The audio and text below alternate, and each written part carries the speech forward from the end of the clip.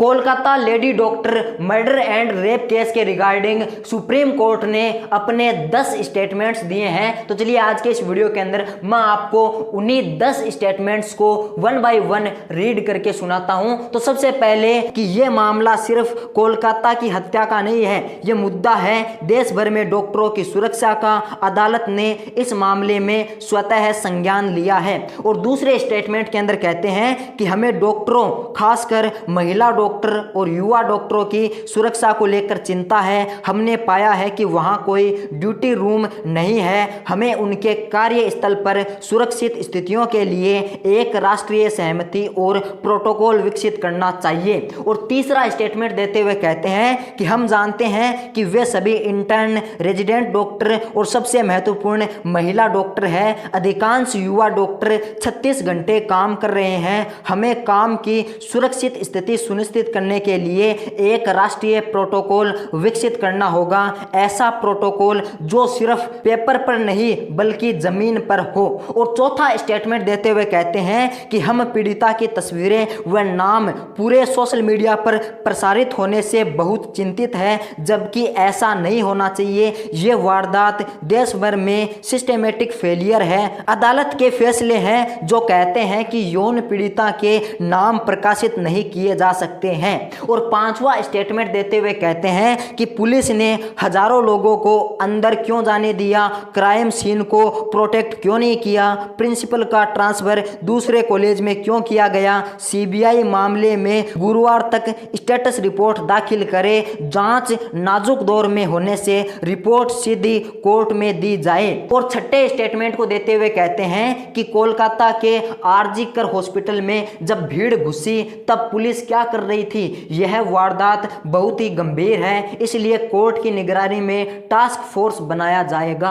और सातवां स्टेटमेंट देते हुए कहते हैं कि हम नेशनल टास्क फोर्स का गठन करना चाहते हैं जिसमें सभी डॉक्टर शामिल हो। डॉक्टर्स हम पर भरोसा करें, वह इस बात को भी समझे कि देश भर का हेल्थ केयर सिस्टम उनके पास है, इसीलिए वह काम पर वापस लौटें। और आठवां स्टेटमेंट देते हुए कहते हैं कि डॉक्टरों की सुरक्षा सुनिश्चित करने के लिए हम यहाँ हैं, इसे हम हाईकोर्ट पर नहीं छोड़ेंगे, ये बड़ा राष्ट्रहित का मामला है। और नौवां स्टेटमेंट देते हुए कहते हैं कि महिला डॉक्टर के परिवार को बॉडी देने के 3 घंटे 30 मिनट के बाद एफआईआर दर्ज क्यों नहीं की गई। ममता सरकार और अस्पताल प्रशासन को फटकार लगाते हुए पूछा कि प्रशासन आखिर क्या कर रहा है। एफआईआर दर्ज करवाना अस्पताल की जिम्मेदारी थी क्योंकि पीड़िता का परिवार वहां नहीं था।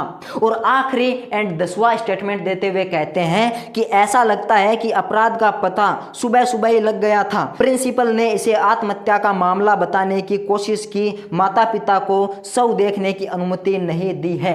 यानी जो 10 स्टेटमेंट दिए गए हैं ना, उनके अंदर टोटली जो सुप्रीम कोर्ट है ना, वो ये कहना चाहते हैं कि हम महिलाओं की, डॉक्टरों की और खासकर जो भी इंटर्न्स है और उनमें भी जो महिलाएं हैं उनकी सुरक्षा के लिए हम प्रोटोकॉल लाएंगे, हम कड़े से कड़े कानून बनाएंगे और खासकर हम एक टास्क फोर्स का गठन करेंगे। लेकिन सभी डॉक्टरों से यह निवेदन है कि वो अपने काम पर वापस लौट कर आ जाए, बिकॉज आपके ऊपर पूरे इंडिया के हेल्थ केयर की रिस्पॉन्सिबिलिटी है। तो ये बात सही है, बिकॉज डॉक्टर्स को लोग भगवान मानते हैं और यदि जो मरीज आते हैं वो डॉक्टर्स को भगवान मानते हैं तो वो कहाँ जाएंगे, कहाँ जाएंगे जरा सोचिए। तो जो डॉक्टर्स हैं उनसे मेरी यही निवेदन है, सुप्रीम कोर्ट के निवेदन को ध्यान में रखते हुए कि आप अपने काम को वापस ज्वाइन करें। लोगों की हेल्थ का सवाल है। यहाँ पर एक लेडी डॉक्टर की जान गई है और वहाँ पर आपकी वजह से न जाने कितने लोग मरने की कगार पर आ रहे हैं। तो कृपया